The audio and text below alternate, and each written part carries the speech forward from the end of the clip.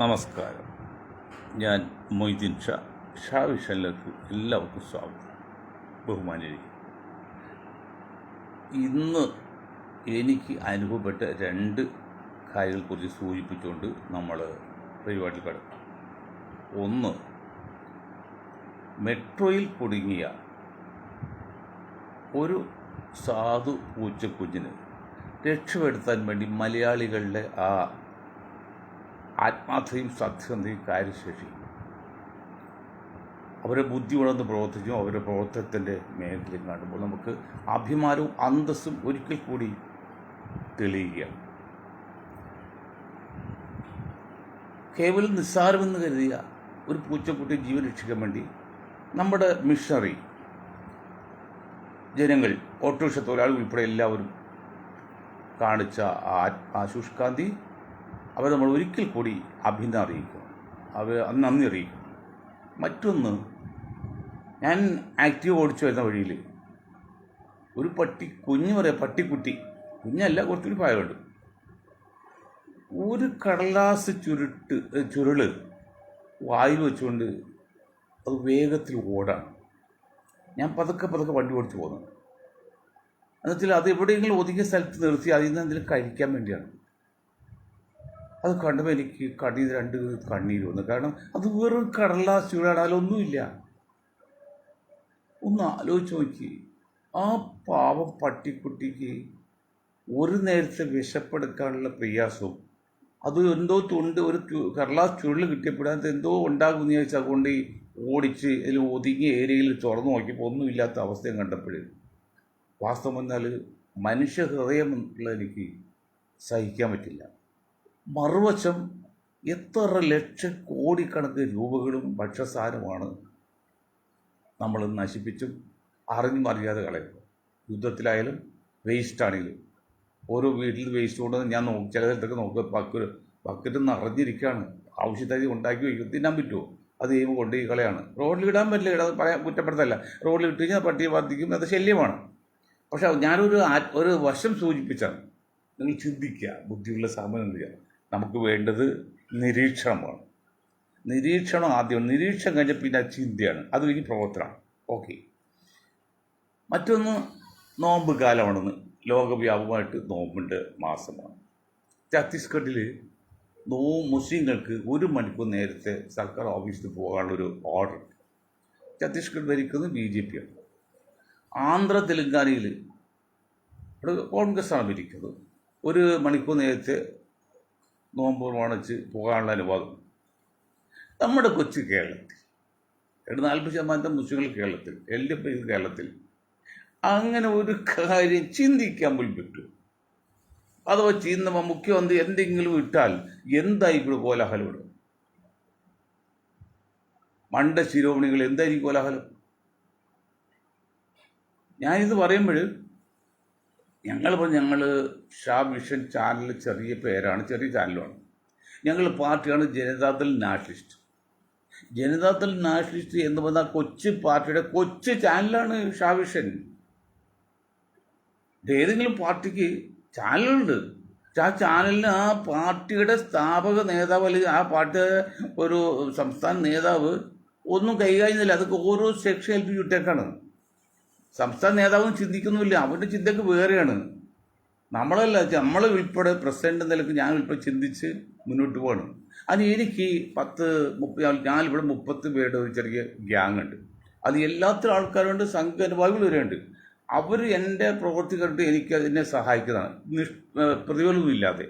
ഒറ്റ കണ്ടീഷനുള്ളൂ, അവർ പഠിച്ച് തരുന്ന റിപ്പോർട്ടിൽ മായം ചേർക്കാനോ അത് കളയാനോ പറ്റില്ല, ഒരു സെൻസറിങ് പറ്റില്ല. സാധാരണ സിനിമയ്ക്ക് സെൻസർ ചെയ്തുമ്പോൾ അല്ലെങ്കിൽ ഒരു ഒഴിവാക്കി തള്ളിക്കളി പറ്റില്ല, അങ്ങനെ തന്നെ പറയണം. അത് കേൾക്കുമ്പോൾ സന്തോഷം മാത്രം അവർ ഉദ്ദേശിക്കുള്ളൂ, വേറെ ഒന്നും സാമ്പത്തികമായിട്ട് ഉദ്ദേശിക്കാൻ കൊടുക്കാനും കൂടെ പറ്റില്ല. അപ്പം ഞാൻ സാധാരണയിൽ അത് തന്നു കഴിഞ്ഞാൽ 8 മണിക്ക് പരിപാടി, നേരത്തേക്ക് വിളിച്ചു പറയും അല്ലെങ്കിൽ മെസ്സേജിലൊക്കെ ചില കുറച്ച് നമുക്ക് ചിന്തിക്കാൻ സമയമുണ്ട്. ഇന്നലെ നോമ്പ് കാലം തുടങ്ങിയായിട്ട് എനിക്ക് ചിന്തിക്കാൻ 7:30 തുടങ്ങി വന്നു. ഇന്നൊന്നിനാണ് ചിന്തിക്കാൻ പറ്റില്ല.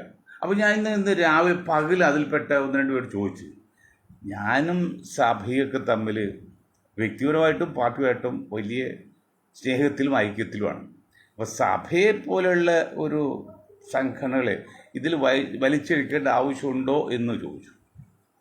അപ്പോൾ അവർ പറഞ്ഞ മറുപടി ഇതാണ്, എന്നെ തെറ്റിദ്ധരിക്കരുത്, അവരുടെ മറുപടി ഇതാണ്, ഏടോ സഭ തന്നെയല്ലേ ഹൈക്കോടതിയിൽ കേസ് കൊടുത്ത് ജനസംഖ്യാനുപാതികമായിട്ട് ഞങ്ങൾക്ക് ആനുകൂല്യം വേണം എന്ന് പറഞ്ഞ് കേസ് കൊടുത്ത് പിന്നെ ഹൈക്കോടതിയിൽ കേസ് കൊടുത്ത് ഈ സഭ തന്നെയല്ലേ. അപ്പം ഞാൻ അത് സംഘവിചാരും ക്രിസംഖ്യയും പിന്നെ കാസയൊക്കെ സഭയിലെ നിഷ്കളങ്കരെ പുരോഹിതന്മാരെ പറ്റിക്ക് വഞ്ചിക്കായിരുന്നത്. എന്തുകൊണ്ട് രേഖാമൂലം വന്നില്ലേ? ഞങ്ങൾക്ക് ജനസംഖ്യാനുപാതികമായിട്ട് ആനുകൂല്യം വേണമെന്ന് ഹൈക്കോടതിയിൽ സഭ രേഖാമൂലം കൊടുത്തനുസരിച്ചാണ് ഹൈക്കോടതി ഉത്തരവിട്ടത്. എന്താണ് 2020 കേസിൽ 80-20 ന്യൂനപക്ഷങ്ങൾക്ക് വിദ്യാഭ്യാസം കൊടുക്കും, മുസ്ലിങ്ങൾക്ക് 80%, ക്രിസ്ത്യൻസ് 20% എന്ന് പറഞ്ഞപ്പോൾ അത് പോരാ, ഞങ്ങൾ ജനസംഖ്യാനുപാതികം വേണമെന്ന് പറഞ്ഞ് 27% കൊടുത്ത്. അപ്പോൾ 73% മുസ്ലിങ്ങൾക്ക് 27% ക്രിസ്ത്യൻസ്, അങ്ങനെ എന്തോ ഒരു വ്യത്യാസം വന്നത്. അതിങ്ങനെ ആകെ ഒരു 10 കോടി രൂപയാണ് കൊടുക്കുന്നത്. 10 കോടി രൂപയുടെ 10% 1 കോടി. അപ്പോൾ 1 കോടി പറ്റും ആകെ കൂടുതൽ കിട്ടുക. അതിനു വേണ്ടിയാണ് സഭയെ സംഘപരിവാറും ക്രിസംഖ്യയും കാസയും കൂടി പറ്റിച്ചവരെ. ഇനി ലോകമുള്ള കാലം ഹൈക്കോടതി അത് കളയാൻ പറ്റുമോ? രേഖാമൂലം സഭ കൊടുത്തിരിക്കുകയാണ് ലെറ്റർപാഡിൽ, ഞങ്ങൾക്ക് ജനസംഖ്യയ്ക്ക് ആനുപാതികമായിട്ടുള്ള ആനുകൂല്യങ്ങൾ തന്നേ തീരുമെന്ന് പറഞ്ഞാൽ മസ്റ്റാണ് അവർക്ക്. നല്ല ചോദ്യം. അത് വെച്ച് നോക്കുമ്പോൾ 10% ക്രിസ്ത്യൻസിന് അല്ലെങ്കിൽ 15% ക്രിസ്ത്യന് 15% സഭയോട് വേണം കൊടുക്കണം, അല്ലെങ്കിൽ ബാധിച്ച് കൊടുക്കണം. അതിൽ തെറ്റ്. ഞാൻ വാസ്തവം ഇരുന്ന് പോയില്ലേ, ഞാൻ ചമ്മിപ്പോയി. അവരായതുകൊണ്ട് എൻ്റെ പ്രായത്തെ മാനിച്ച് അവർ വേറെ ഒന്നും പറഞ്ഞില്ല. ഇങ്ങനെയൊക്കെയാണ് സംശയം ചോദിക്കുകയാണ്, ഞങ്ങൾ പ്രസ്ഥാനം വിട്ടുപോകുന്നു പറഞ്ഞു. ഞാൻ സോറി സാർ. അവർ പറഞ്ഞ ഒരേ കണ്ടീഷനാണ്, ഞങ്ങൾ പഠിച്ചു തരുന്ന ആ റിപ്പോർട്ട് നിങ്ങൾ അതുപോലെ തന്നെ പറയണം, അല്ല ഒരു മാറ്റം വരുത്തരുത്. നിങ്ങൾ സെൻസറിങ് ഏർപ്പെടുത്തുക അല്ലെങ്കിൽ സോർട്ട് ചെയ്താൽ ഞങ്ങൾ സമ്മതിക്കില്ല, ഞങ്ങൾ വിട്ടുപോകും. ഓക്കെ, കറക്റ്റല്ലേ? 15% മാക്സിമം. ഞാൻ ഈ CP ജോൺ സാറും ജോസഫ് സാറും മറ്റ് സാറും എല്ലാ സാറും അറിയാൻ വേണ്ടിയാണ് പറഞ്ഞത്. 15% കേരളത്തിൽ ക്രിസ്ത്യൻ സമുദായം. അല്ല 5% കൺവെർട്ടർ ക്രിസ്ത്യാണ്. അവർ ക്രിസ്ത്യാനികളിൽ ദളിതമില്ലാത്തവർ നിൽക്കുകയാണ്. അവർക്ക് ഒരു സീറ്റ് കോട്ടയത്ത് കൊടുക്കുന്നുണ്ട്. ബാക്കി 10% ആണെങ്കിൽ 140 10 എന്ന് പറഞ്ഞാൽ 14 സീറ്റാണ്. 14 സീറ്റ് അർഹതയുള്ളൂ. അതിന് എത്ര സീറ്റ് കൊടുക്കുന്നുണ്ട്? 40% മുസ്ലിങ്ങൾ കൊടുക്കാൻ കൂടുതൽ സീറ്റ് കൊടുക്കണം. അത് പാടില്ല എന്നാണ് അവർ പറഞ്ഞത്. ഞാൻ സപ്പോർട്ട് ചെയ്തിരുന്നു, അല്ലെങ്കിൽ ഞാൻ ഒറ്റപ്പെട്ടു. മനസ്സിലാക്കണ്ടേ? കാര്യങ്ങൾ പറയുമ്പോൾ സതീഷിൻ്റെ ആയാലും ജോണിജി ആയാലും ഏത് ആണെങ്കിലും കാര്യങ്ങൾ പറയുമ്പോഴല്ല അക്ഷരസ്ഫുടതയോടെ കൃത്യമായിട്ട് പറയുമ്പോൾ അത് ഉൾക്കൊണ്ടേ തീരും, അല്ലെങ്കിൽ കൊണ്ടേ തീരും. സോറി. അതുപോലെ ഇപ്പോൾ മുസ്ലിം ലീഗ് ജാതി പാർട്ടിയാണ്, മറ്റു പാർട്ടിയാണ്, മുസ്ലിങ്ങളുടെ മാത്രം പാർട്ടിയാണെന്ന് പറയുന്നില്ലേ? കണക്കുകൾ ഒത്തിരിക്കുകയാണ്. അത് മുസ്ലിം ലീഗിനെ കുറിച്ച് സംസാരിക്കുക അവർക്ക് അവരുടെ ഗ്യാങ്ങിന് അത്ര ക്ലിയറായി കിട്ടുന്നില്ല. അവരെന്തോ ബുദ്ധി ഓർക്കുന്നില്ല. 27 സീറ്റ് മുസ്ലിം ലീഗിന് കൊടുത്തിട്ടുണ്ടെങ്കിൽ അതിൽ 4 സീറ്റും അമുസ്ലിങ്ങൾക്കാണ് എന്ന് പറഞ്ഞാൽ 7-ൽ 1 വെച്ച് അമുസ്ലിങ്ങൾ കൊടുക്കുന്നുണ്ട്. പക്ഷെ മാണി കോൺഗ്രസിനോ 10 സീറ്റ് കൊടുത്ത ജോസഫ് ഗ്രൂപ്പ് ഇപ്പോൾ എത്ര സീറ്റ് കൊടുക്കുന്നുണ്ട് മുസ്ലിങ്ങൾക്ക്? പണ്ട് അതിനേക്കാൾ കൂടുതൽ സീറ്റ് എടുത്ത് മാണിക്കോടക്ക് എത്ര സീറ്റ് കൊടുക്കുന്നുണ്ട്? RSPക്ക് 5-6 സീറ്റ് ഇട്ടില്ലേ, 5 സീറ്റ് കൊടുക്കുന്നുണ്ട്. അതിൽ എത്ര സീറ്റ് മുസ്ലിം കൊടുക്കുന്നുണ്ട്? നിങ്ങൾ എന്താണ് കടുക് ചോദിച്ച് കാണും, നാളികേരം ചോദിച്ച് കാണാത്തത്? മുസ്ലിം ലീഗോട് ഞങ്ങൾക്ക് ചെറിയ ഒരു മുഷിപ്പിട്ട പേര് ഉപയോഗിക്കുന്ന വേറൊന്നുമില്ല. അതൊക്കെ ശരിയാണെങ്കിലും അവരിങ്ങനെ ആക്ഷേപിക്കുമ്പോൾ നിങ്ങളുടെ ബുദ്ധിയും ശക്തിയും യുക്തിയും ബുദ്ധിയും തന്ത്രമൊക്കെ ഉപയോഗിച്ച് അപ്പോൾ ആ മുസ്ലിം ലീഗിനെ ആക്രമിക്കുമ്പോൾ നമുക്കിത് കണ്ടിരിക്കാൻ പറ്റില്ല. കാരണം ഞങ്ങൾ സാമൂഹ്യ നീതിക്ക് വേണ്ടി പറയുക, അത് ജാതി മതമൊന്നുമില്ല, എല്ലാവരും നമ്മൾ തുല്യമായിട്ട് കാണുന്നതാണ്. അതല്ല 27 സീറ്റ് കൊടുത്തെങ്കിൽ 4 സീറ്റ് അമുസ്ലിം കൊടുത്തിട്ടുണ്ട് എന്ന് പറഞ്ഞാൽ 7-ൽ 1. ഇതൊക്കെ മനസ്സിലാക്കണ്ടേ? ഞാൻ CP ജോൺ സാറിനോട് പറയാൻ കാരണം അദ്ദേഹം കുറച്ച് വിവരമുള്ള ആളാണല്ലോ, ബോധ്യമുള്ള ആളാണ്. കാര്യങ്ങൾ വേണം. അതുപോലെ എല്ലാ കാര്യങ്ങളും 9% വന്ന ആശാരി മൂശാരി വർഗങ്ങൾക്ക് എത്ര സീറ്റുകൾ കൊടുക്കുന്നുണ്ട്, എത്ര സീറ്റ് പാർലമെന്റിൽ കൊടുക്കുന്നുണ്ട്? ധീവരസഭ മുഖ്യസഭ എത്ര ശതമാനമുണ്ട്? അവർക്ക് എത്ര സീറ്റ്? ഇരു മുന്നണികളും ഒരു സീറ്റ് ഒതുക്കല്ലേ? അതല്ല ഈ ശർമ്മയ്ക്ക് ഒറ്റ സീറ്റ് കൊടുക്കുന്നില്ല. ശർമ്മ എവിടെയാണ് ജയിക്കുന്നത്? കാരണം വേറെ ഇല്ല ധീവരന്മാരിൽ. 5-4% ഉണ്ട് ഒരു കേരളത്തിൽ. ആ രണ്ടാമതൊരു സീറ്റ് കൊടുത്ത് പിന്നെ ഡോക്ടർ കെ എസ് രാധാകൃഷ്ണൻ അവർക്ക് കൊടുത്തിരുന്നെങ്കിൽ ആ രാധാകൃഷ്ണത്തെ പാർട്ടി വിട്ടുപോവോ? കൊട്ടാരക്കരയിൽ നിങ്ങൾ മറ്റാ പ്രായമുള്ള സ്ത്രീ വിളിച്ച് സീറ്റ് കൊടുക്കാറുണ്ട്. ആ രശ്മിക്ക് കൊടുത്തിരുന്നെങ്കിൽ രശ്മി BJPക്ക് പോവോ? എന്താ നിങ്ങൾ കാണിക്കുന്നത്? നിങ്ങളത് ചോദിക്കാൻ ആരും ഇല്ലെന്നോ? നിങ്ങൾ പറയുന്നത് പ്രമാണമാണെന്നോ? സതീശനും രമേശും ഒക്കെ പറയുന്നത് പ്രമാണമെന്ന് വിജയിക്കണോ? അല്ലെന്നേ, മുരളിയൊന്നും പ്രമാണമല്ലെന്നു. തെറ്റുകൾ നിങ്ങൾക്കുണ്ട്. സതീഷിനുണ്ട്, മുരളിക്കുണ്ട്, രമേശൊക്കെ ഉണ്ട്. നിങ്ങൾ നമ്മൾ നേതാക്കളെ അംഗീകരിക്കുന്നു, അല്ല തിരുത്തണം. ഞാൻ ട്രിവാൻഡ്രം കോർപ്പറേഷൻ ഉദാഹരണം പറഞ്ഞു, ഇന്നലെ കേരള അസംബ്ലി ഉദാഹരണം പറഞ്ഞു. എന്നിട്ട് എന്താ ഇപ്പോഴും നിങ്ങൾക്ക് മനസ്സിലാകാത്തത്?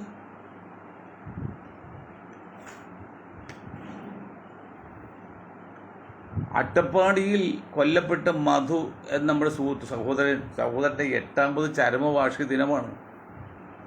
നിങ്ങൾ ആലോചിച്ച് നോക്കണം, മധു ചെയ്ത് തെറ്റെന്താണ്? വിശപ്പ് സഹിക്കാൻ പറ്റാത്തപ്പോൾ ഒരു പാക്കറ്റ് ഭക്ഷണം ഉണ്ടാക്കാൻ വേണ്ടി മുളക് പൊടിയോ മല്ലിപ്പൊടിയോ അതുകൊണ്ട് എടുത്ത്, അതല്ലേ? എന്നിട്ട് ആ കുറ്റവാളികളെ ശിക്ഷ കൊടുത്തോ വെച്ചാൽ കൃത്യം എനിക്കറിയില്ല. എന്നാലും എന്തോ ചെയ്യുന്നുണ്ട്. അതേ സ്ഥലത്ത് അമേരിക്കയിൽ ഒരു നിയമം, നിങ്ങൾ എല്ലാം തൊട്ടതിന് പിടിച്ച കുറ്റം വന്ന അമേരിക്കയിൽ ഇതുപോലെ ഒരു റൊട്ടി കട്ടെടുത്ത് കോടതിയിൽ വന്നപ്പോഴല്ലോ, കോടതിയിൽ അന്ന് കൂടി എല്ലാവരും ചെറിയ ഫൈൻ കൊടുക്കേണ്ടി വന്നു. കാരണം നിങ്ങളിലെല്ലാം അശ്രദ്ധമാണ് ആ ആൾ പട്ടിണി കിടന്നുകൊണ്ടാണല്ലോ റൊട്ടി എടുത്തത്.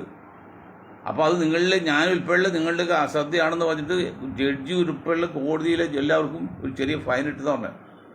അമേരിക്കൻ നിയമമാണ്. ഇവിടെയോ എന്ത് അടിസ്ഥാനത്തിലോ മധുവിനെ തല്ലിക്കൊല്ലാൻ കാരണം? എന്ത് നീതിയുടെ ഇവിടെ ഉണ്ടായത്? എന്താ കളിച്ച തെറ്റ്?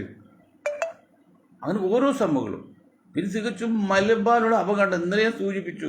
മലബാറിലെ അപകടത്തിനെ കുറിച്ച് എന്താണ് സൂചിപ്പിച്ചത്? 12 ദിവസം സതീഷിൻ്റെ പാർട്ടി മലബാറിൽ കൊടുത്തപ്പോൾ 24 ദിവസം തെക്കൻ കേരളത്തിൽ കൊടുത്തു. കാലാകാലങ്ങളിൽ 1956 നവംബർ 1-ാം തീയതി ആണ് കേരള സംസ്ഥാനം രൂപീകരിച്ചത്. 2026 നവംബർ 1 70 വർഷമാകും. 70 പൂർണ്ണ വർഷമാകും. ആ 70 വർഷം പൂർണ്ണ വർഷമാകുന്ന ഒരു ദിവസം ഈ ലോകം ഉണ്ടെങ്കിൽ അതൊരു മഹാസംഭവം നടക്കും കേരളത്തിൽ. നിങ്ങൾ കാത്തിരുന്നുള്ളൂ, ഇപ്പം പറയുന്നില്ല. അപ്പം അതായത് നെറ്റിൻ്റെ പ്രശ്നം. ഈ സുരേന്ദ്രൻജി അറിയാമല്ലോ, ഇവിടെ മുൻ BJPയുടെ സംസ്ഥാന പ്രസിഡന്റ്. അതാണ് ഹെലികോപ്റ്ററിൽ 2 മണ്ഡലത്തിൽ മത്സരിച്ച് പോയതൊക്കെയാണല്ലോ, കോടികളിൽ വയ്ക്കുക. ആ സുരേന്ദ്രൻജി പറയാണ്, മലപ്പുറം ജില്ല വിഭജിക്കുകയാണെങ്കിൽ അതിനു മുൻപ് വിഭജിക്കേണ്ടത് തിരുവനന്തപുരം ജില്ലയാണ്. ആര് പറഞ്ഞോട് വിഭജിക്കേണ്ടതെന്ന്? എന്നിട്ട് പറയും മലപ്പുറം ജില്ല വിഭജിച്ച് 5-6 സീറ്റ് കിട്ടാൻ വേണ്ടിയാണ്. ഏതുപോലും വീട്ടിത്തരം വേറെ ഉണ്ടോ? അതായത് ഇതൊക്കെ കാണുകയും കേൾക്കുകയും എങ്ങനെ പ്രതികരിക്കാതിരിക്കും? ബോധം നഷ്ടപ്പെട്ടിട്ടുള്ളതുകൊണ്ട്. ബോധം നഷ്ടപ്പെടാൻ കുഴപ്പമില്ല. അപ്പം നമ്മളിപ്പോൾ ബോധം നഷ്ടപ്പെടുന്നത് പ്രാർത്ഥിക്കുകയാണ്. എന്നാൽ പിന്നെ കരുതൊന്നും കാണുന്നുണ്ടോ? ഈ അനീതിയും കാണണ്ടല്ലോ. അതായത് മുസ്ലിങ്ങൾ പെറ്റുപെറുകുന്നത് 2, 3, 4 വിവാഹം കഴിച്ചിട്ടാണ്. അതിൻ്റെ ലോജിക്ക് ആലോചിച്ച് നോക്കി. ലോജിക്ക് ഒരു പുരുഷൻ രണ്ടാമത് വേറെ സ്ത്രീ കല്യാണം കഴിച്ചാൽ അവൻ കഴിച്ചില്ലേ അവളെ വേറെ അടുത്ത് കഴിക്കില്ലേ? അപ്പോഴും കുട്ടികളുണ്ടാവില്ലേ? എന്താണ് മനസ്സിലാക്കാത്തത്? എന്താ ബുദ്ധിജീവികളായ നേതാക്കൾ നിങ്ങൾ ഇതൊക്കെ ഉത്തരം കൊടുക്കാത്തത്? ഈ സംഘപരിവാർ പറയുന്ന ഈ വിഡ്ഢിത്തരത്തിനും നിങ്ങൾ എന്താണ് ഉത്തരം കൊടുക്കാത്തത്? ഒരു മുസ്ലിം രണ്ടാമതൊരാളോട് കല്യാണം കഴിച്ചുകൊണ്ടാണ് ഇവിടെ മുസ്ലിങ്ങൾ വർദ്ധിക്കുന്നതെന്ന് പറഞ്ഞാൽ അത് എന്താണ് ലോജിക്ക്? ശാസ്ത്രം എന്താണ്? ഫിലോസഫി എന്താണ്? അവൾ കല്യാണം കഴിച്ചില്ല, അവൾ വേറൊരു കല്യാണം കഴിക്കും, അപ്പോഴും കുട്ടികളുണ്ടാവില്ലേ? ഇതൊക്കെ നിങ്ങൾ കണ്ടിട്ട് കണ്ണടിച്ചിരിക്കാൻ നിങ്ങളിത് പ്രതികരിക്കാത്തത്? ഞാൻ പറഞ്ഞു, ചാണകം മൂത്രം കുടിക്കുക, ചാണകം കഴിക്കുന്നല്ല എന്നൊക്കെ പറഞ്ഞ കേരളത്തിലെ മുസ്ലിങ്ങളിൽ പ്രത്യേക ഹിന്ദു സമുദായത്തിൽ എത്ര പേര് അതിനെതിരെ പ്രതികരിച്ചു? എത്ര നേതാക്കൾ പ്രതികരിച്ചു? എത്ര ശാസ്ത്രജ്ഞന്മാർ പ്രതികരിച്ചു? എത്ര ശ്രീധരൻപിള്ള പ്രതികരിച്ചു? എത്ര ശ്രീധരൻ സാർ പ്രതികരിച്ചു? മിണ്ടിയോ? അതൊക്കെ നടന്നോട്ടെ. അപ്പം ആരും നിങ്ങൾ ഈ മണ്ടനാക്കുന്നത്, ആരും നിങ്ങൾ പൊട്ടനാക്കുന്നത്? അങ്ങനെയല്ലെന്ന് ജനങ്ങൾക്കെല്ലാം ബോധം വെച്ചിട്ടുണ്ട്. പണ്ട് നമ്പൂരി പറഞ്ഞ പോലെ മത്സ്യങ്ങൾ ഭ്രാന്താണ്. കേട്ടോ, ചൂണ്ടയിൽ കൂടി കയറി വരുന്നതാണോ? അതിലെ കുരലിൽ ചൂണ്ട കുടുങ്ങി അത് എൻ്റെ നിയന്ത്രണം വിട്ടുപോലും വരുന്നല്ലേ? അപ്പം ഇത് ഇങ്ങനെയൊക്കെ പറയുമ്പോഴും അത് നിങ്ങളെന്ത് പ്രതികരിക്കാത്തത്? എന്താ സംഭവങ്ങൾ പ്രതികരിക്കുന്നത്? എന്തെങ്കിലും നടക്കുന്നത്? കാരണം കേവലം ഒരു പൂച്ചക്കുഞ്ഞ് മെട്രോയിൽ വീണിട്ട് അതിനെ രക്ഷപ്പെടുത്താൻ നമ്മൾ കാണിച്ച ശുഷ്കാന്തി നമ്മൾ അഭിമാനിക്കുന്നു പറഞ്ഞ മൊയ്തീൻ ഷാ പറയുന്നത്. അങ്ങനെയെങ്കിൽ ഈ ഇന്ത്യയിലും കേരളത്തിലും ഉൾപ്പെടെ നൂറിടങ്ങാണ് മനുഷ്യരെ തല്ലിക്കൊല്ലുന്നത്. എന്ത് ലോജിക്കാണുള്ളത്? എന്ത് നിയമമാണ്? എന്ത് സംസ്കാരമാണ്? അത് നിങ്ങൾ മിണ്ടാത്തത്? ഒരു സന്യാസികളെ നഗ്നമായിട്ട് നടക്കും. ഇപ്പോഴത്തെ ഈ അഘോരികൾ എന്നൊരു സന്യാസി, അവർ നഗ്നമാണ്. ഒരു കണ്ണൂർ സ്ഥലമൊക്കെ ഉണ്ട്, ആണും പെണ്ണും ഒരുമിച്ച് താമസിക്കാം, കുഴപ്പമൊന്നുമില്ല. പക്ഷെ അതിന് ഒരു വണ്ടി കണ്ട് അതിനെന്തോ പരിപാടി എറണാകുളത്ത് നടന്നു തോന്നുന്നുണ്ട്. എന്തോ അഘോരി സന്യാസി, അത് അവർ ദിഗംബം ചെന്നാൽ തുണി കൊടുക്കാത്തവരാ. ഡൽഹിയിലൊക്കെ ഇഷ്ടം പോലെ ഉണ്ട്. അന്ന് ഇന്ദിരാഗാന്ധി പ്രധാനമന്ത്രി ആയിക്കുമ്പോൾ അവർ 10,000-15,000 പേരിട്ട് ഡൽഹിയിൽ തുണിയില്ലാതെ നടന്നും ഇന്ദിരാഗാന്ധിയുടെ മുമ്പിൽ പോയതൊക്കെ. ഓക്കെ, എല്ലാം മനുഷ്യാവകാശമാണ്. അതൊക്കെ ജന്മാവകാശം പോലെ സ്വാതന്ത്ര്യമുണ്ട്, മൗലിക അവകാശമുണ്ട്. പക്ഷെ എന്ന് വെച്ചാൽ ഞാൻ നഗ്നമായിട്ട് നടന്നു കഴിഞ്ഞാൽ ഇപ്പം ഇന്ന് ചാനലിൽ കാണാൻ ഒരാൾ വെറുതെ ഒരു കോണം മാത്രം എടുത്തിട്ട് പെണ്ണുങ്ങളൊക്കെ കൂടെ പുറകിൽ വരാണ്.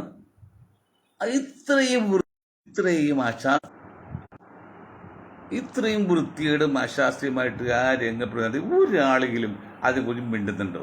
എന്താ നിങ്ങൾ കാണിക്കുന്നത്? നമ്മൾ ഈ ആധുനിക യുഗമല്ലേ?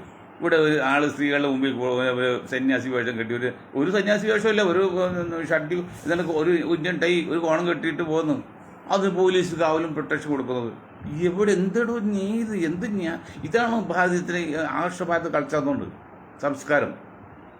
നമുക്ക് പേരിട്ട് സംസ്കാരം ആർഷഭാരത സംസ്കാരം, ഋഷിമാർ സംസ്കാരം വലിയ സംസ്കാരമാണ്, തെറ്റൊന്നും പറയില്ല. ആ സംസ്കാരത്തിൽ പെടും ഇതൊക്കെ. പെടുവില്ലെങ്കിൽ എന്താ നിങ്ങൾ പ്രതികരിക്കാത്തത്? മറ്റൊന്ന്, കേന്ദ്ര ഗവൺമെൻറ്റിനെ കാലാകാലങ്ങളിൽ എന്തെങ്കിലും ബുദ്ധിമുട്ട് സമയത്തെല്ലാം എന്താണ് ഭീകരാക്രമണം. ഇപ്പോൾ ഡൽഹിയിൽ ഭീകരാക്രമണം വരാൻ പോകുന്നു പറഞ്ഞിട്ടാണ്. കാരണം എന്താണ്? 9-ാം തീയതി ഇന്ത്യൻ പാർലമെൻറ്റ് കൂടുമ്പോൾ നമ്മുടെ പ്രധാനമന്ത്രി ഉൾപ്പെടെയുള്ള കേന്ദ്ര മന്ത്രിസഭയിലെ മന്ത്രിമാരൊക്കെ ഒരു ഉത്തരം പറയണം. കേവലം 14 വയസ്സിൽ താഴെയുള്ള പെൺകുട്ടികളെ സ്വയം ഉപയോഗിച്ചു മറ്റുള്ളവർക്ക് കൊടുത്തും വലിയ കോടിക്കണക്കിന് രൂപയുടെ ചില കാര്യങ്ങൾ ലോക നേതാക്കൾ നേടിയെടുത്തൊരു അവിടെ കള്ളനുണ്ട്. ആ കള്ളനെ തല്ലിക്കൊന്നാണെന്നാൽ ആത്മഹത്യ ജില്ലിക്കാൻ പറ്റുക. അങ്ങേത് കേസിൽ ഇന്ത്യയിൽ ഒരു മന്ത്രി ഇടപെട്ടും അതിനെക്കുറിച്ച് സംസാരമുണ്ട്. അപ്പം അതിൽ അങ്ങനെയൊന്നും വരില്ലെന്ന് നമ്മൾ പ്രാർത്ഥിക്കണം. നമ്മൾ ബഹുമാനിക്കുന്ന പ്രധാനമന്ത്രിയെ, നമ്മുടെ പ്രധാനമന്ത്രിയാണ്. അങ്ങനെ പ്രധാനമന്ത്രി പേരിലൊന്നും അങ്ങനെ ഒരു ആരോപണം വരില്ലെന്ന് നമ്മൾ പ്രാർത്ഥിക്കുകയാണ്. കാരണം നമുക്ക് നാശമോശമല്ലേ. അങ്ങനെ ഒരു സമയത്തെല്ലാം ഓരോ ലഷ്കർ തൊയ്പി അതാണ്ട് ഭീകരാക്കുന്നത് ഭൂലാക്കുന്നത് അങ്ങനെ ഗവൺമെൻറ്റിന് ഒരു ബുദ്ധിമുട്ട് സമയത്ത് ഒരെണ്ണം ആക്രമണം വരും. അതിന് പൈസ കൊടുത്ത ആൾക്കാരാക്കുന്നത്. ഇതൊക്കെ എന്ത് നീതിയാണ്? എന്ത് ന്യായമാണ്? ഒരു പ്രധാനമന്ത്രിയും ഒരു ഗവൺമെൻറ്റിനെയൊക്കെ കംപ്ലീറ്റ് ബ്ലാക്ക്മെയിൽ ചെയ്യാന്ന് പറഞ്ഞാൽ, ഇപ്പോൾ അമേരിക്കയിൽ നിന്ന് ഇറക്കുമതി ചെയ്യുന്ന ഭക്ഷ്യവസ്തുക്കളും പാലിനാരൊക്കെ ഞാൻ സൂചിപ്പിച്ചു. എത്ര ഇരട്ടി ആണ് അതിൻ്റെ തീരുവ ഇന്ത്യയിലേക്ക് ഇറക്കുന്നത്? അല്ല, നമ്മൾ പിന്നെ അങ്ങോട്ട് ഇറക്കുന്നത് ഇങ്ങോട്ട് ഇറക്കുന്ന ഒരു ടാക്സും ഇല്ല. അങ്ങോട്ട് 18% വരെ. അപ്പോഴും പറയുന്ന ഒരു കാര്യമുണ്ട്, ക്യാഷ് ബംഗ്ലാദേശ്. പക്ഷെ അവിടെ കാര്യമുണ്ട്, 30% വില കുറവാണ്. നമ്മളെക്കാൾ 30% മാനുഫാക്ചറിങ് കോസ്റ്റ് കുറവുണ്ട്. അപ്പോൾ 1% പോലെ ബാക്കി 29% ലാഭം കിട്ടും. ഇതൊക്കെ കണ്ണടിച്ചിരുട്ടാക്കല്ലേ. ഞാൻ കേന്ദ്ര ഗവൺമെൻറ്റിനോട് മോഡിജിയോടൊക്കെ പറയണം, നിങ്ങൾ ബഹുമാനിക്കുന്നു, രാജ്യം ഭരിക്കുന്ന കക്ഷിയെ അംഗീകരിക്കണമെന്നും ബഹുമാനിക്കണം. ഞങ്ങൾ ഈമാൻ്റെ വിശ്വാസത്തിൻ്റെ ഭാഗമാണ്. ആ നിലക്കാണ് നമ്മൾ കാന്തപുരം ചെന്ന് സംസാരിച്ചേക്കുക. അദ്ദേഹം പറഞ്ഞ അവസാനം പറഞ്ഞാൽ 10% മാത്രമേ പറ്റുള്ളൂ, വേറെ കുഴപ്പമില്ല. അതേ സ്ഥാനത്ത് ഇന്ത്യ മഹാരാജ്യം ഭരിക്കുന്ന BJPയുടെ സംസ്ഥാന പ്രസിഡന്റ് സമസ്തയുടെ നേതാവ് കാണണം എന്ന് പറഞ്ഞിട്ട് അത് അനുവാദം കൊടുക്കാത്തത് ശരിയാണോ എന്ന് നിങ്ങൾ ചിന്തിക്കണം. നിങ്ങൾ BJP ചേരാനല്ല പറഞ്ഞാൽ, അവർ രാജ്യം ഭരിക്കുന്ന കക്ഷിയുടെ സംസ്ഥാന ഘടകത്തിൻ്റെ പ്രസിഡന്റ് ചില രീതിയൊക്കെ ഉണ്ട്. അതൊന്ന് കാണുന്നിട്ട് മുത്തുക്കോയത്തങ്ങളോ മറ്റേ അനുവാദം കൊടുത്തില്ല എന്നാണ് ഇപ്പോൾ വാർത്ത കേട്ടത്. അങ്ങനെയൊക്കെ അകന്നു പോകേണ്ട ആവശ്യമുണ്ടോ? രാജ്യം ഭരിക്കുന്ന കക്ഷികളല്ലേ. നിങ്ങൾ എന്തൊക്കെ പറഞ്ഞാലും സംഘപരിവാർ അത് ഇവിടെ എന്താ സംഭവിക്കുന്നത്? ഇപ്പോൾ മദനി സാഹിബിനെ പോലുള്ളൊരു അന്ധമായ RS വിരോധം. ഇപ്പോൾ കാന്തപുരാണെങ്കിൽ വിധേയത്വം. ഞങ്ങളിത് രണ്ടുമല്ല. ഇവിടെ തുടങ്ങുന്ന പല പാർട്ടികളും ഒന്നുകിൽ RS വിരോധം അല്ലെങ്കിൽ ലീഗ് വിരോധം. ഞങ്ങൾ രണ്ടുമില്ല. ഞങ്ങൾ ലീഗ് വിരോധമില്ല, RS വിരോധമില്ല. പ്രശ്നാധിഷ്ഠിതമാണ് ഞങ്ങളുടെ തീരുമാനം, വിലയിരുത്തൽ. RSS ആണ് നല്ല കാര്യം പറഞ്ഞെങ്കിൽ ഞങ്ങൾ അനുകൂലിക്കും, ലീഗാണ് ചീത്ത കാര്യം പറഞ്ഞെങ്കിൽ ഞങ്ങൾ എതിർക്കും. RSS ആയിട്ട് എല്ലാം എതിർക്കുക, ലീഗായിട്ട് എല്ലാം അനുകൂലിക്കുക, അങ്ങനെയൊന്നും ഞങ്ങൾക്കില്ല. പ്രശ്നാധിഷ്ഠിതമാണ്. മദ്രി സാഹിബ് പറ്റി കുഴപ്പമില്ല, കാന്തം ഒരു RS വിരോധം ഉണ്ടാക്കി മുന്നോട്ട് പോയി. ഇപ്പോൾ പറയുന്നുണ്ട് അന്ന് അവർ അങ്ങനെ പറഞ്ഞിങ്ങനെ പറഞ്ഞു. അതെന്താ കാര്യമില്ല സാറ്, വെള്ളം ഒഴുകിപ്പോയി ശേഷം മണ കെട്ടിയിട്ട് കാര്യമുണ്ടോ? കോടതി വിധിച്ച ശേഷം നിയമം നിരോധനം. ഞങ്ങൾക്ക് എത്രയോ സമയം സന്ദർഭം കിട്ടി. കുറച്ചൊരു മിതത്വം പാലിച്ച് ഒരു പാർട്ടി വളർത്തി മുന്നോട്ട് പോയെങ്കിൽ കേരളത്തിലെങ്കിൽ നിങ്ങളൊരു അറിയപ്പെടുന്ന ഒരു അറിയപ്പെടുന്ന പാർട്ടി ആവില്ലെന്നോ, ഒരു MLA ഒക്കെ ഉണ്ടാക്കാൻ പറ്റില്ല. ഇതുണ്ടാക്കാൻ പറ്റുമോ? ഇനിയിപ്പോൾ എല്ലാം തീർന്ന് മദ്രി സാഹിബിൻ്റെ ആരോഗ്യം പോയി, ആയുസ് തന്നെ ഇങ്ങനെ കഷ്ടം നിൽക്കുമ്പോൾ ഇനി ഇപ്പോഴത്തെ വലിയ സമ്മേളനം നടത്താൻ നമ്മൾ കേട്ടു. അവിടെ എന്താ കാര്യമില്ല. അത് വൈകി ഉദിക്കുന്ന ബുദ്ധി മണ്ടത്ത് തുല്യമാണ് മദ്രി സാഹിബ്. മദ്രി സാഹിബ് ഞാൻ പോയി ഇപ്പോൾ സീരിയസ് ആയി കിട്ടുന്ന അവസരമാണ്. അങ്ങക്ക് നല്ലൊരു അവസരം തന്ന അല്ലാഹു എന്നറിയോ, നല്ലൊരു നാവും കുറച്ച് അറിവും, ഉള്ള അറിവ് ജനങ്ങളിലേക്ക് എത്തിക്കാൻ പറ്റിയ ഒരു സംസാര ശൈലിയും, അതൊക്കെ നമ്മൾ അംഗീകരിച്ച് തീരൂ. അത് നിങ്ങൾ മിസ്യൂസ് ചെയ്തു പോയില്ലേ, സംഘപരിവാറിനെ എതിർത്തുകൊണ്ട് നടന്നുകൊണ്ട്. അതാണ് ശരി. ഞാൻ ഒന്നാൾ പറഞ്ഞു, ഞാൻ എതിർ പറയല്ല, എനിക്ക് അങ്ങോട്ട് യാതൊരു ഇഷ്ടപോലെ ഞാൻ ബഹുമാനിച്ച ആൾ തന്നെയാണ്. പക്ഷേ അങ്ങ് ഒരു രാഷ്ട്രീയ പാർട്ടി രൂപീകരിച്ചില്ലേ, അങ്ങ് ഒരു രാഷ്ട്രീയ പാർട്ടി രൂപീകരിച്ചപ്പോഴേ അന്നത്തെ മുസ്ലിയാരെ ശൈലിയിൽ നിന്ന് ഒരാൾക്ക് ഒരു രീതി മാറിയത് ശൈലി തന്നെ. ഒരു ദേശം ഒരു അതൊക്കെ അവസരം കിട്ടി. Sorry, time and tide will not wait none. സമയ സന്ദർഭം ആരും കാത്തിരിക്കില്ലെന്നേ, അതങ്ങോട്ട് വന്നും പോകും, സ്ഥിരം നിൽക്കുന്നില്ല. നിങ്ങൾക്ക് അള്ളാഹു നല്ലൊരു അനുഗ്രഹം തന്നു, നല്ലൊരു സൗകര്യം തന്നു, സമയം തന്നു. ആ സമയം നിങ്ങൾ വേണ്ടവർ ഉപയോഗിക്കാതെ പോയി. നിങ്ങൾക്കെതിരെ ആൾക്കാരുണ്ടായി. ഇത് അങ്ങനെ ശക്തമായ ഒരു എതിരാളി ഉണ്ടാക്കാൻ തന്നെ നമ്മൾ പ്രവർത്തിക്കുന്നത് കുറച്ചൊക്കെ മയത്തിൽ നിൽക്കണം. അത് ലീഗാണെങ്കിലും മദ്രി സാഹിബാണ്, ആരാണെങ്കിലും അത് ചെയ്യാത്ത പേരിലാണ് അപകടപ്പെട്ട്. അപ്പോൾ ഏതായാലും ഇപ്പോൾ സമസ്യയോട് പറയാണ്, നമ്മൾ കുറച്ചുകൂടെയൊക്കെ മിതത്വം പാലിക്കണം. BJP പോലെയുള്ള ഒരു പാർട്ടിയുടെ സംസ്ഥാന പ്രസിഡന്റ് കാണണമെന്ന് പറഞ്ഞാൽ തികച്ചു നിങ്ങൾ കാണാനുള്ള അവസരം കൊടുക്കണം. തീരുമാനം എന്തെടുക്കാൻ നിങ്ങൾക്ക് എടുക്കാം, നിങ്ങളുടെ അവകാശമാണ്. കാരണം ഞാൻ ഒരു കാര്യം പറഞ്ഞ് നിർത്താണ്. ഇപ്പോൾ സോണിയാഗാന്ധിയുടെ മകളാണ് പ്രിയങ്ക ഗാന്ധി. അന്ന് പ്രിയങ്ക ഗാന്ധി കല്യാണം കഴിച്ചില്ല, ഞാൻ കല്യാണം കഴിച്ചിട്ടില്ല. ഞാൻ പറയാണ്, സോണിയാജി എനിക്ക് പ്രിയങ്ക കല്യാണം കഴിക്കുക എന്ന് പറഞ്ഞാൽ എനിക്ക് ചോദിക്കാനുള്ള അവകാശമുണ്ട്. കാരണം ഞാനൊരു പുരുഷൻ, അതൊരു സ്ത്രീയാണ്. പക്ഷെ അപ്പോൾ സോണിയാജി പറയില്ല പറ്റില്ല മോനെന്ന് പറഞ്ഞാൽ പിന്നെ നമ്മുടെ ദിക്ക് തല്ലുള്ളൂ. അപ്പോൾ ഒരു അവസരം ചോദിച്ചാൽ കൊടുക്കില്ല എന്ന് പറഞ്ഞത് ശരിയല്ല. ഞങ്ങളുടെ സംസ്കാരം അതാണ്, നിങ്ങളുടെ സംസ്കാരം എനിക്കറിയില്ല. അത് തെറ്റു ചെയ്ത് നിങ്ങൾ തിരുത്തിക്കും. അതായത് ഇത്രയും കാര്യം പറഞ്ഞ് ഞാൻ എൻ്റെ വാക്കുകൾ നിർത്താണ്. ഞങ്ങൾ വീണ്ടും പറയുന്നു, സ്ഥാനമാനങ്ങൾ പങ്കിടുമ്പോൾ UDF ജനസംഖ്യയ്ക്ക് ആനുപാതികമായിട്ട് എല്ലാവർക്കും സ്ഥാനങ്ങൾ കൊടുത്തില്ലെങ്കിൽ അത് അപകടം ചെയ്യും, യാതൊരു സംശയക്കാത്തില്ല എന്ന് പറഞ്ഞുകൊണ്ട് ഞാൻ എൻ്റെ വാക്കുകൾ നിർത്താണ്. നിങ്ങൾക്ക് ഒരായി നന്ദി. ജയ് ഹിന്ദ്.